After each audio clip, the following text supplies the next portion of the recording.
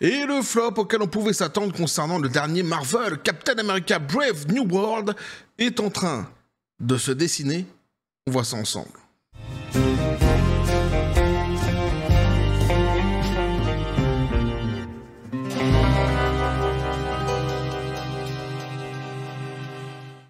Et donc le film Captain America Brave New World, putain, tu sais ce que j'allais dire? J'allais dire Apocalypse Now.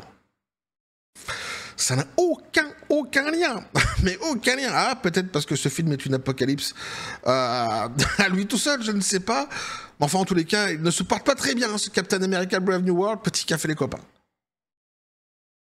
Tu vois, quand je suis comme ça dispersé directement au début de vidéo, ça sent pas très bon. Mais c'est pas grave. C'est pas grave, je m'en bats les reins, comme dirait l'autre, puisque je vais couper ça. Ça sera coupé au montage. Bah, y a pas de souci. Vous aurez un truc propre, ficelé comme ça, aux petits oignons, sans aucun problème. Alors, qu'est-ce qui est en train de se passer là, exactement sous nos yeux, là, les copains? Bah, il est en train de se passer que l'analyse qu'on avait fait ensemble sur cette même chaîne lors d'une précédente vidéo sur ce même sujet, eh bien, était tout à fait exact. N'en déplaise aux spécialistes qui faisaient feu de tout bois. Ah, ils n'étaient pas d'accord avec nous, ils étaient en colère. Ah, ils étaient devenus tout rouges, ils étaient fâchés. Ah bah si, parce qu'eux, ils disaient quoi? Ils disaient que sur son second week-end de la deuxième semaine, le film allait rebondir, qu'il allait même surfer, peut-être, pourquoi pas, sur l'autoroute du bonheur, du paradis, du succès. Et moi, j'avais émis évidemment un gros doute, puisque on le sait, hein, les licences telles que Marvel ou Star Wars, dès lors qu'elles ne performent pas, je parle même pas de surperformance, mais dès lors qu'elles ne performent pas à leur premier week-end, c'est très compliqué de venir performer après un second week-end. Pourquoi? Tout simplement parce que tu as le consommateur lambda qui aime bien, tu vois, la licence Star Wars, qui aime bien la licence Marvel, qui aime bien les super-héros, mais tu vois, il aime bien les films de héros, mais il n'a pas suivi le délire, il sait pas trop, tu vois, il sait que ça va sortir, mais bon, il se dit, je vais regarder un petit peu le premier week-end de ce qui se passe, et puis quand il voit que les fans, eux, par contre, qui suivent le délire, tu vois, au jour le jour, ne se sont pas déplacés pour aller voir ce fameux film, ici donc un Brave New World en question, eh bien ils ne sont pas du coup ces consommateurs lambda enclins à se déplacer pour le second week-end. Ah, c'est assez naturel, d'autant qu'en plus si entre-temps ils vont regarder les notes qui sont attribuées donc à ces fameuses productions qui n'ont pas fait déplacer justement les fans, leur grosse fanbase, et qui se rendent compte que ces notes-ci sont désastreuse, ce qui est le cas précisément pour ce film, eh bien ça donne encore moins envie de se déplacer. Hein. C'est un petit peu un effet boule de neige, tu vois, hein, c'est comme ça. Ici, eh bien c'est exactement ce qui s'est passé. C'est exactement ce qui s'est passé, donc hein, les analystes, les super professionnels analystes là, hein, venez un petit peu sur cette chaîne, venez nous écouter un petit peu, parce que là, vous êtes en train de partir en cacahuète là. Non mais attention, hein, je ne remets pas en question vos compétences, mais quand même. Ah, pour le coup, vous étiez quand même assez loin de la vérité. Puisqu'on nous dit la sortie de Captain America Brave New World pour le deuxième week-end remet sérieusement en question l'avenir de Marvel. Et qui dit échec pour Marvel dit échec pour qui? Bah pour Disney, ouais. Un nouveau flop Buzzpins à coller sur la veste du PDG de Disney. Bob l'éponge taille. Bob Iger, et ouais. Et moi, ça me fait marrer. Pour ceux qui comprennent pas, qui débarquent sur la chaîne comme ça, déjà qui se disent que c'est une chaîne un petit peu bizarre. Ça part un petit peu en cacahuète comme ça dès le début, c'est normal. Ne vous inquiétez pas, tout est... Il n'y a rien qui est maîtrisé, il n'y a rien qui est contrôlé, mais c'est normal, c'est comme ça. C'est un petit peu le concept de la chaîne. D'ailleurs, il n'y a pas vraiment de concept. Hein. Dès lors que je commence à ouvrir un petit peu la bouche, il m'arrive très souvent de partir en cacahuète, en pokéballs même devrais-je dire plutôt, pour être plus poli. Bah ouais, l'homme de la pampa, bien que parfois rude, reste toujours courtois. Mais donc pourquoi je donc dit Bob l'éponge taré pour le PDG de Disney? Tout simplement parce qu'on a bourlingué un petit peu lui et moi. Hein, depuis quelques années maintenant, on se côtoie, on se connaît bien d'ailleurs. Lui qui se prend pour le Frédéric Chopin du divertissement, et moi qui le remets souvent à sa place, puisque en règle générale tout ce qu'il produit jusqu'ici depuis quelques années, eh bien se casse la gueule. Il faut bien le reconnaître, hein. C'est un idéologue convaincu de l'idéologie woke, mais peu convaincant. Voilà. Et quant au sobriquet, Bob l'éponge taré, il ne vient pas de moi. De temps en temps, c'est bien de le rappeler. Il vient du génie, justement, de certains qui me suivent sur cette chaîne et qui me font bien rire à chaque fois qu'ils font des commentaires, justement, peu importe les sujets d'ailleurs. Et ça vient de l'un d'entre vous. J'ai volé ce sobriquet et qu'il va tellement bien à Bob l'éponge taré, à Bob Iger, que maintenant ça lui colle à la peau. Bref, j'attaque maintenant, voilà, même parce que tu vois, je suis obligé. Les mecs qui prennent comme ça, tu vois, l'histoire en cours de route, un petit peu de courtoisie, un petit peu de politesse, hein, je leur explique un petit peu où ils ont mis les pieds. Maintenant, on attaque le sujet. Captain America, donc un Brave New World, est devenu l'un des films les moins performants de studio Marvel, marqué par des baisses importantes au box-office et un accueil mondial tiède. Alors on avait vu d'ailleurs qu'il avait plutôt bien performé, enfin plutôt bien, mieux performé que ce qui était prévu aux États-Unis lors de son premier week-end. Par contre, il avait sous-performé le second week-end, se faisant battre même par les tuches. Eh oui, quand même, en France, ce qui était quand même pas mal. Et malgré qu'il avait performé davantage que ce que les spécialistes avaient prévu lors de son premier week-end, ça restait de toute façon un chiffre pour une production Marvel qui était pas convaincant non plus. De toute façon, ils vont nous le rappeler ici. On nous dit donc, malgré un démarrage national initial de 88,5 millions de dollars sur le week-end de 3 jours et presque exactement 100 millions de dollars sur les 4 jours du week-end du President Day, y compris les avant-premières de jeudi. Donc, tu as compris que c'était un très long week-end. C'est fait exprès, Disney le cale justement sur il avait calé justement sur ce long week-end de manière à ce qu'il puisse engranger le maximum de pognon. Le film a connu donc une forte baisse de, accroche-toi bien, 68% lors de son deuxième week-end selon les projections, nous rapportant que 28,1 millions de dollars à 68%, c'est juste un truc de fou. Alors je m'étais imaginé effectivement qu'il y aurait un ralentissement pour la deuxième semaine, qu'il n'y aurait pas un rebond, un regain d'intérêt comme l'avaient prévu les spécialistes, ça c'est vrai. J'allais déjà contre vents et marées à cette époque-là. Mais 68% de baisse, c'est juste une catastrophe. Et on nous dit que ça peut être bien pire en plus, parce qu'on nous dit derrière, cependant la chute de 82% du premier vendredi au deuxième vendredi indique que les projections pourraient être optimistes et que ce film pourrait être bien pire que ce que les analystes lui attribuent.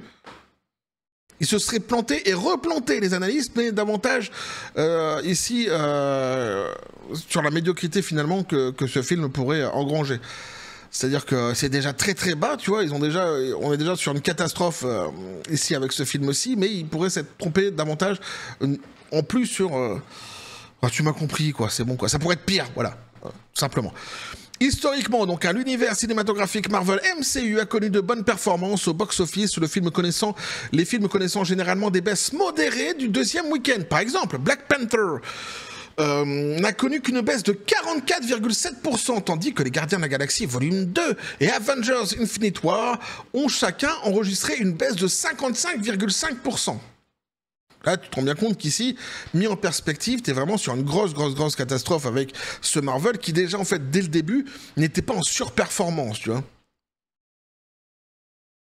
En revanche, la chute brutale, minimum de 68% de Brave New World, le place parmi donc, les films les moins performants du MCU en termes de rétention d'audience.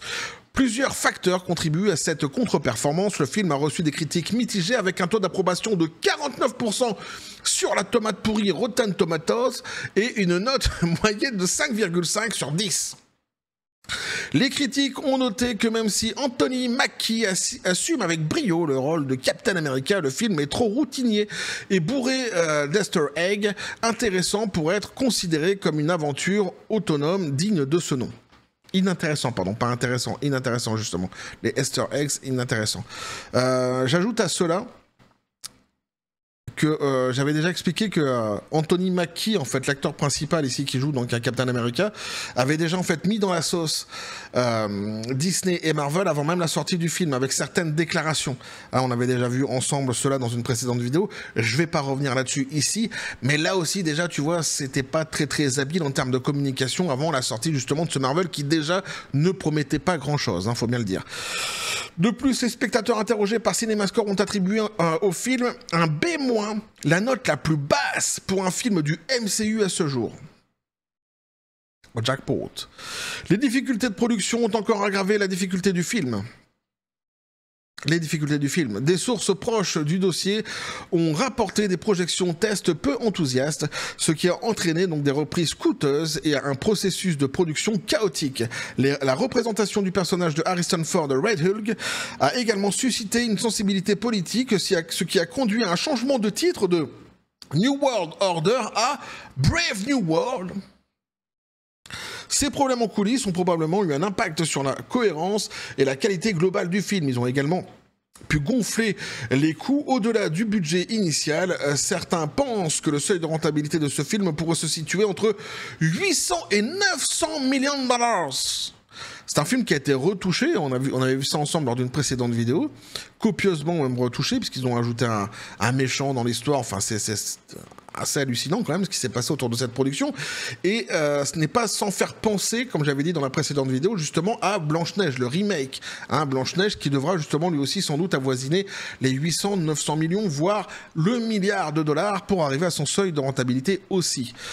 On avait vu aussi qu'il y avait une communication assez nébuleuse autour justement du coût global de ce film, jusqu'ici de la part de Disney, ce qui est normal, hein. Disney en règle générale n'est pas très loquace dès lors qu'une production ne se porte pas très bien pour communiquer les chiffres, mais on finira par les avoir de toute façon avec certitude dans quelques temps, c'est certain. Donc au niveau international, donc Brave New World a dû faire face à une concurrence féroce, notamment de la part du blockbuster d'animation chinois Neza 2, qui a rapporté plus de 1,8 milliard de dollars dans le monde, devenant ainsi le film d'animation le plus rentable de tous les temps. En revanche, le meilleur des mondes n'a récolté que 10,5 millions de dollars en Chine lors de son premier week-end. Donc, ils vont dire quoi une fois de plus, Disney? Les Chinois de Chine qui ne se déplacent pas dans les salles, et puis les Asiatiques d'Asie qui ne se déplacent pas dans les salles, on va avoir le même couplet sans doute que pour la petite sirène. Ce sont des racistes. On en a l'habitude, hein, évidemment. Jamais ils se remettent en question, c'est plus facile d'insulter les autres. Alors cette disparité met en évidence donc à la dépendance disproportionnée du film au box-office national, limitant ainsi son attrait mondial. Compte tenu de ces défis, les projections indiquent que The Brave New World pourra avoir du mal à atteindre les 300 millions de dollars dans le monde. Disney pourrait être confronté à un échec qui lui coûterait des centaines de millions de dollars et concurrencerait donc des films comme Indiana Jones et Le Cadran de la Destinée ou John Carter of Mars, en termes de pertes historiques majeures en salle. La contre-performance de Captain America de Brave New World constitue un moment critique pour Marvel Studios, suggérant que même les franchises établies ne sont pas à l'abri de lassitude du public et de la concurrence du marché. Marvel a peut-être enfin atteint donc un point où son avenir, en dehors de quelques personnages bien établis, est sérieusement incertain. Donc voilà ce que l'article pouvait nous dire ici, les copains. Je vais rajouter quand même quelques petits détails qui ne sont pas mentionnés dans l'article concernant le flop actuellement de ce fameux Marvel. Il parle de lassitude autour des super-héros. Je suis pas tout à fait d'accord, puisqu'on a pu justement le constater par le passé, dès lors que c'est bien fait, dès lors que c'est bien écrit, en règle générale, les gens se déplacent dans les salles. Eh oui, même les Chinois.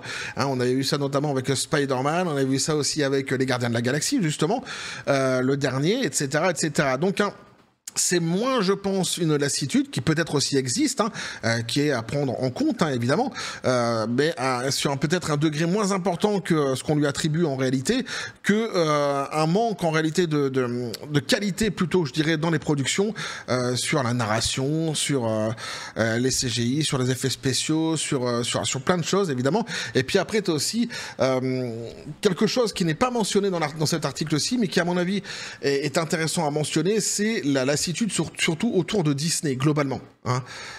Et au-delà de la lassitude, tu as un boycott, un vrai boycott qui a été entrepris par de nombreux consommateurs autour de la Maison aux Grandes Oreilles, à cause justement du chemin woke qu'a pris, donc que l'idéologie woke qui a gangréné donc cette fameuse entreprise qu'est la Maison aux Grandes Oreilles. Et il y a beaucoup de gens en fait qui actuellement ne veulent plus vraiment entendre parler de ce qui se passe chez Disney, tout simplement, qu'ils attendent que certaines personnes se barrent, notamment Bob Léponge-Tarré, le PDG Disney, Bob Iger, ou encore pour Star Wars Kathleen Kennedy, etc., etc. Enfin, que les équipes soient reformées pour peut-être finir par les intéresser de nouveau. Jusqu'ici, en fait, il y en a beaucoup qui, comme je l'ai dit, ne s'intéressent plus à ce que Disney est en train de faire. Donc, à mon avis, ça aussi, c'est à mettre dans la balance. Il y a pas mal de points qui peuvent expliquer le fait que ce film ne soit pas dans une performance extraordinaire, en tous les cas attendue pour une licence telle que Marvel. Ici, donc, ils nous ont cité quelques analyses que eux ils font, notamment donc les retouches qui auraient été un petit peu bâclées, etc. On nous disait un scénario qui avait été réécrit à la va-vite. On avait vu ensemble lors de la première vidéo justement les déclarations aussi de l'acteur principal, etc., qui avait aussi mis dans la sauce Disney et Marvel. Mais je pense que évidemment il y a d'autres choses à prendre en compte, notamment la lassitude autour de Disney globalement et le ras-le-bol du côté woke de la force dans cette entreprise qui ne donne pas envie aux gens de s'intéresser tout simplement d'abord dès le début en fait aux productions qui sortent actuellement de la maison aux grandes oreilles, que ce soit Marvel ou que ce soit Star Wars. Alors pour Marvel, jusqu'ici ça flotte encore. Pour Star Wars, comme j'avais dit dans une précédente vidéo, on est en mort clinique actuellement pour cette licence-ci. C'est une catastrophe. Ce qui s'est passé avec Skeleton Crew nous l'a bien prouvé. On avait fait une analyse là-dessus ensemble déjà, mais je pense voilà que le dossier est bien plus complexe que de dire uniquement c'est une lassitude autour des super-héros. Justement une lassitude pour laquelle je ne suis pas certain que le degré justement d'impact concernant ce flop-ci par exemple du Brave New World eh bien soit si important en tous les cas et l'importance que l'article semble lui donner ici. Je pense que plus globalement il y a un gros problème de désamour actuellement avec la maison Grandes Oreilles, avec la licence aussi Marvel, mais plus globalement avec la maison Grandes Oreilles qui conduit à ce que beaucoup de leurs productions dernières eh bien se cassent la gueule, échouent, bien que parfois elles ne soient peut-être pas toujours si mauvaises que ça. Pour certaines des productions qui peut-être ont échoué par le passé, qui n'étaient pas si mauvaises que ça, mais qui de toute façon ont subi le boycott, notamment de certaines personnes. Et il y a un gros boycott notamment qui s'est entrepris aux États-Unis autour de Disney, et c'est pas le fait justement que aujourd'hui cette entreprise soit dans le viseur d'Elon Musk et de Donald Trump qui donne envie davantage aux Américains de croire en cette marque. D'autant qu'en plus il y a une communication comme ça assez alambiquée de la part de Disney, où un jour ils nous disent qu'ils arrêtent avec la DEI et le côté woke de la force, puis le lendemain ils nous disent qu'ils y vont à fond avec le côté woke de la force dans un dossier qu'ils ont filé, puis après le surlendemain dans ce dossier même qu'ils ont filé justement dossier annuel de l'entreprise sur les projets qu'elle a, ils enlèvent quelques feuilles, notamment celles qui parlent de la DEI et du côté woke de la force. On avait vu tout cela ensemble justement dans de précédentes vidéos, donc justement pour faire oublier qu'ils allaient parler du wokisme, mais enlever les feuilles, c'est pas non plus faire une communication claire sur le fait d'abandonner cette idéologie non plus, puisqu'on attend toujours en fait cela. On attend de la part de Disney, on attend de la part de Bob l'éponge taré, même si sa parole vaut plus grand chose actuellement, si ce n'est lui, peut-être d'autres personnes au sein de l'entreprise. Pourquoi pas Nelson Peltz, tu vois, qui viendrait, qui dirait maintenant c'est bon, on siffle la fin de la récréation, il n'y a plus de wokisme dans l'entreprise, et peut-être que déjà là, tu vois, tu auras un engouement qui pourrait commencer déjà à se recréer autour de la marque. Ce qui n'est pas le cas aujourd'hui, on n'a pas de déclaration officielle de la part de ces personnes-ci, justement, donc il reste un boycott qui s'entreprend aussi autour de cette marque. Je pense qu'il est bon de le rappeler, même si ce n'est pas évidemment que le boycott ou le désamour qui est autour de cette marque qui peut expliquer l'échec dans sa globalité de cette production-ci. Je pense que ce sont des points à ne pas négliger non plus, et surtout à ne pas oublier lorsqu'on fait une analyse de ce qui se passe actuellement dans les productions Disney qui sortent, que ce soit Marvel, Star Wars ou autres. Justement ici, donc des points qui n'ont pas été relevés et que je me permets de relever pour vous. Donc on avait vu ensemble, première vidéo, on s'était posé la question, est-ce que ça va vers un flop? Deuxième vidéo, le flop se dessine. Et ouais, il y aura sans doute une troisième vidéo, c'est même certain, où on verra, ou alors ça sera marqué sur la vignette, le flop se confirme, ou alors non, peut-être que, le miracle tout d'un coup, et le film surperforme, on sait pas pourquoi.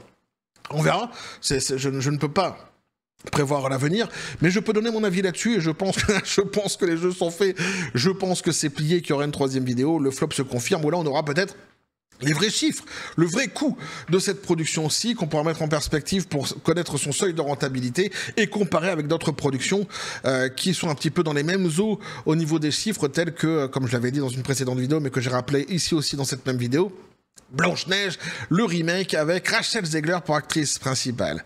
Voilà. Donc voilà en tous les cas ce que je pouvais vous dire là-dessus, les copains. On va continuer à suivre le dossier. N'hésitez pas à me dire ce que vous en pensez dans les commentaires, à vous abonner si le contenu vous a plu, activer la petite cloche pour les prochaines notifications, les prochaines vidéos qui vont arriver, à balancer un like, à partager les vidéos. Vous avez mon XOR, le Discord, le Facebook de la chaîne qui sont dans la description des vidéos. N'hésitez pas à venir, à basculer du côté de la force absurde des réseaux sociaux. Sur ce les copains, je vous dis comme toujours, à la John Spartan, paix, félicité.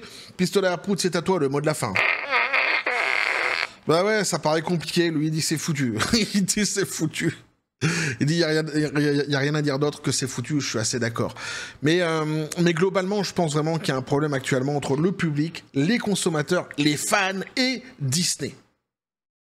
Ah. Et je pense que ça joue quand même pas mal. Ça joue pas mal dans les productions qui foirent. Bah oui. Pour moi, c'est une évidence. C'est dommage que ce soit pas rappelé ici dans l'article parce que c'est quand même quelque chose qui actuellement, c'est pas quelque chose qui est inconnu, quoi. Beaucoup en parlent justement, notamment au sein du gouvernement américain. On avait vu ensemble par le passé Elon Musk qui a dans le pif Bob l'éponge taré. Donc à mon avis, c'est une composante à prendre en compte forcément lorsque tu fais une analyse sur un flop actuellement sur ce qui se passe chez Disney. Sur les productions de Disney. D'autant quand tu touches à des licences telles que Marvel ou Star Wars qui ont été déjà grandement piétinées, entachées par le côté woke de la force. C'est pas Brie Larson qui me dira le contraire. Et Star Wars, bon, j'ai même pas besoin de rappeler The Acolyte et Leslie Headland, évidemment. Il n'y a pas de souci. Bref, on va continuer en tous les cas à suivre tout cela sur cette même chaîne, toujours, et oui, dans la joie et la bonne humeur, et que la force soit avec vous.